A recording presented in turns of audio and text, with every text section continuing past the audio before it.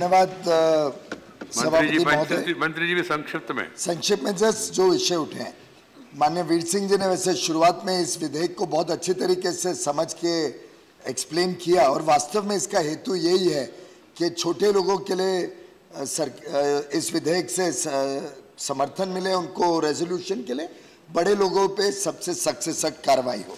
मैं कुछ 2-3 प्रमुख मुद्दे जो आज निकले हैं, माननीय जयराम रमेश जी ने जैसे बताया कि कई केसेस में बहुत कम रेजोल्यूशन हुआ है, उसमें एक तो आपने स्वयं कहा कि कोर्ट्स की वजह से काफ़ी केसेस उलझन में पड़ गए, समय सीमा बढ़ गई, लेकिन सरकार की तरफ से हम कोशिश 2 तरीके की कर रहे हैं।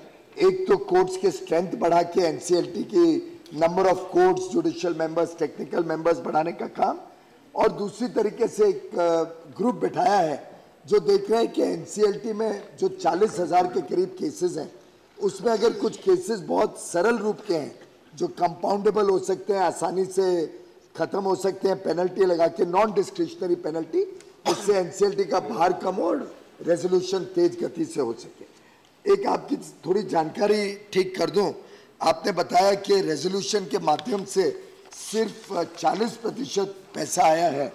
अभी तक की अगर केसेस देखें तो रेजोल्यूशन के माध्यम से लगभग जो 32 केसेस अभी तक रिजॉल्व हुए हैं, उसमें 55% के करीब रिकवर हुआ है। और जैसा माननीय मंत्री जी ने बताया, चौधरी साहब ने, अच्छी बात यह है कि पहले जहाँ 4.3 साल लगता था एवरेज, वो अब 1 वर्ष के अंदर आ गया। पहले जहाँ खर्चा 9% होता था, वो अब 1% खर्चे में रिजॉल्व हुआ है। और रिकवरी रेट पहले जो 26% थी, और स्वाभाविक है जब बहुत वर्षों बाद रिकवरी होगी तो ब्याज के ऊपर ब्याज चढ़ता जाएगा तो रिकवरी रेट कम होगी। आगे चल के ये रिकवरी और सुधरेगी। There is no haircut in this. It is what you recover is the best deal you can get, because liquidation value. Everybody has to seek the permission of the chair. Otherwise, no question, no answer. Liquidation value in most cases is less than what we have been able to recover. और वैसे तो इसको और जितना विलंबित करेंगे तो ब्याज के ऊपर ब्याज, पिनल इंटरेस्ट चढ़ा के इसको आप इतना बढ़ा देंगे कि लगेगा 5% रिकवर हुआ है, पर वास्तव स्थिति ये नहीं है। अच्छी रिकवरी हो रही है इसके माध्यम से। एक विषय आपने सिर्फ टिप्पणी में कहा, ministers may have more access to information. मैं आपको विश्वास दिलाना चाहूंगा, ना मेरे पास कोई इंफॉर्मेशन है ना अधिकारियों के पास। पूर्ण रूप से इसको स्वायत्तता है, एनसीएलटी प्रोसेस अपने आप चल रहा है और हम उसमें जरा भी ना इंटरफेयर कर रहे हैं, ना इसमें दखल अंदाजी का कोई स्कोप रखा है।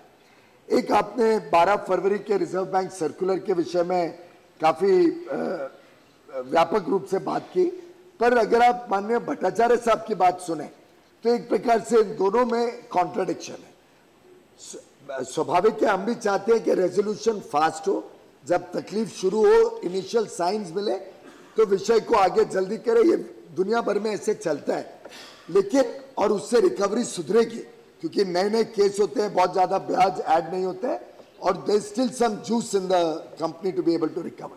पर दुर्भाग्यपूर्ण स्थिति ये है, और जो केस है वो सरकार ने नहीं किया, इंडिपेंडेंट कुछ एसोसिएशन ऑफ पावर प्रोड्यूसर्स या कोई ऑर्गेनाइजेशन ने इलाहाबाद हाई कोर्ट में केस किया, जिसमें कोर्ट ने संज्ञान इसलिए लिया क्योंकि काफी ऐसे कंपनीज हैं जो लगभग तैयार हो चुकी है या कई तो पावर भी जनरेट कर रही है, लेकिन बिना गहराई में जाए कि क्यों वो सिक हो गई, क्यों परेशानी में आई, उसको सभी को अगर हम एक झटके में एनसीएलटी में ले जाते हैं तो जो उसका मूल हमारे जो अपेक्षा है कि रेजोल्यूशन हो, लिक्विडेशन हमारी अपेक्षा नहीं है, रेजोल्यूशन अपेक्षा है। इंसॉल्वेंट करने से देश को कोई लाभ नहीं होगा। सैकड़ों करोड़ रुपए, लाखों करोड़ रुपए के एसेट्स देश के काम आए, उससे बिजली बन के देश में लगे, तो कोर्ट ने निर्देश दिया कि एक कमेटी इसका पूरी तरीके से finance ministry, power ministry, law सब स्टडी करके एक रिपोर्ट दे। तो एक इंडिपेंडेंट रिपोर्ट बनी और उसके आधार पे पावर मिनिस्ट्री ने कोर्ट को अपनी रिपोर्ट सबमिट करके अपने विचार व्यक्त किए।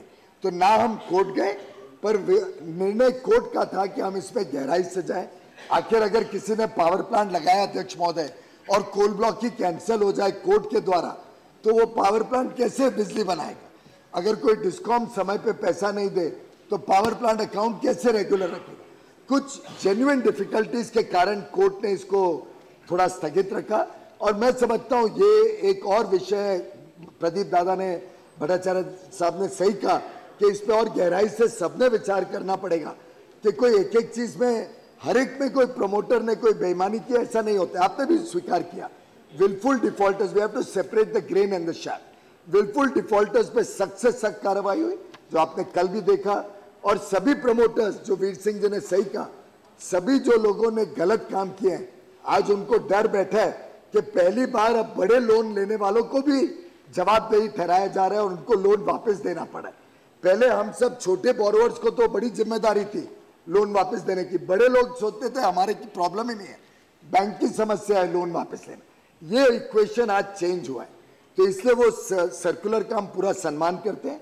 सशक्त इस सर्कुलर के तहत ही बना है। There is absolutely no forbearance in सशक्त। It has been made by the bankers themselves. We have not interfered. I only took a report from them, and wherever I found that they were looking for some dispensation, either from RBI or government, we even stopped that. We said bring it totally aligned to IBC, totally aligned to RBI, totally aligned to government regulation. Sashakt is an effort to recognize what Pradeep ji said and to bring all bankers on the same page. ये एक विषय निकला कि 66% क्यों किया और कुछ आरोप भी, गलत आरोप भी लगाने की कोशिश हुई। मैं समझता हूं कि उसका जो शुरुआत हुई वो 66% की, वो दूसरे हाउस में एक विषय निकला था कि अगर 75% आप रखते हो तो दुनिया भर में तो इतना हाई थ्रेशोल्ड किधर नहीं है। 25-26% borrowers, lenders, 25-26% lenders can hold the whole resolution process to blackmail. ये विषय दूसरे सदन में मान्य विपक्ष के सांसदों ने ही उठाया था कि you are giving an opportunity to 26% to hold resolution to ransom. और यहां भी चर्चा हुई थी कि कई विषयों में विचार करना चाहिए। तो ये लॉ, इंसॉल्वेंसी लॉ कमेटी, मैं आपको किताब ही दे दूंगा, ये 16 नवंबर 2017 को सेटअप हुई, much before anything to do with the company you refer to. इसकी रिपोर्ट 26 मार्च 2018 को आ गई, 26 मार्च। और इस रिपोर्ट में पृष्ठभूमि 43 to 45 में डिटेल में एक्सप्लेन किया है कि ये विषय कमेटी के सामने है। दुनिया भर के उन्होंने स्टडी किया। अमेरिका, कनाडा में तो 66% है, यूके में ओनली 51%, वो भी present and voting, 51% present and voting. एक देश है सिंगापुर जहां 75 है, लेकिन वो भी प्रेजेंट एंड वोटिंग।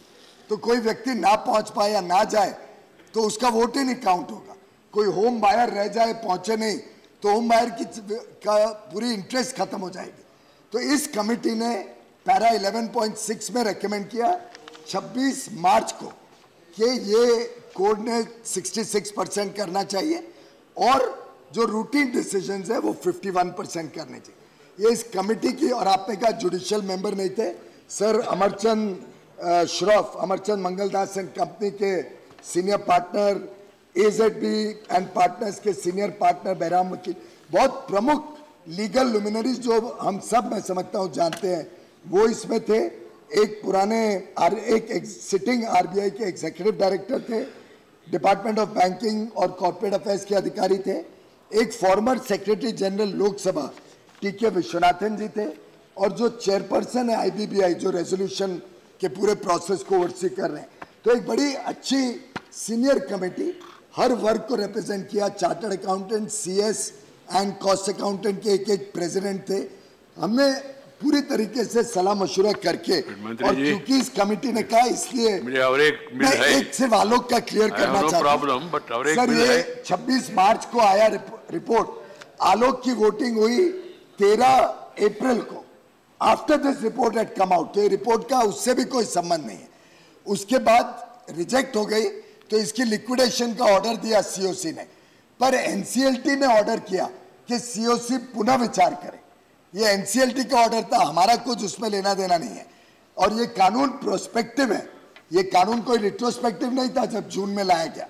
अर्जेंसी ये थी कि इसमें तो 270 डेज क्लॉक इज टिकिंग, तो छोटे लोग MSMEs को भी प्रमोटर्स को डीबार किया गया था, जो सबने माना कि उनको तो प्रमोटर्स ही लेगा और कोई लेगा नहीं, तो जरूरी था कि और लिक्विडेशन में ना जाते रहे, इसलिए इस ऑर्डिनेंस को लाया गया। और रिट्रोस्पेक्टिव नहीं, प्रोस्पेक्टिव है। लेकिन एनसीएलटी ने एम्प्लॉइज के दरख्वास्त पे ये निर्णय लिया कि रिकंसिडर हो। एम्प्लॉइज वहाँ 25,000 डायरेक्ट एम्प्लॉइज है, लाखों में इनडायरेक्ट लोग उसके इकोसिस्टम में। शायद उस कारण से, मुझे नहीं मालूम क्यों, पर कोर्ट एनसीएलटी ने ऑर्डर किया रिकंसिडरेशन। फिर भी विषय समाप्त नहीं हुआ है, कुछ लोग अभी भी कोर्ट में गए और अब कोर्ट की 16-17 अगस्त को हियरिंग है। तो ऐसा कुछ नहीं है कि किसी को हेल्प करना है या किसी एक केस के लिए ये पूरा मामला किया गया। तो मैं समझता हूँ लगभग सभी के प्रश्न इसमें आंसर कर दिए गए। वीर सिंह जी ने कहा आप एक्शन क्या ले रहे हो? फ्यूजिटिव इकोनॉमिक ऑफेंडर्स एक्ट इसीलिए लाया गया है कि लोगों को फोर्स किया जाए, they should come and submit themselves to the law, नहीं तो उनकी सब संपत्ति को जब्त कर सकते हैं। मैं पूरे सदन को रिक्वेस्ट करूंगा कि इसको स्वीकार करें और हम इसको आगे छोटे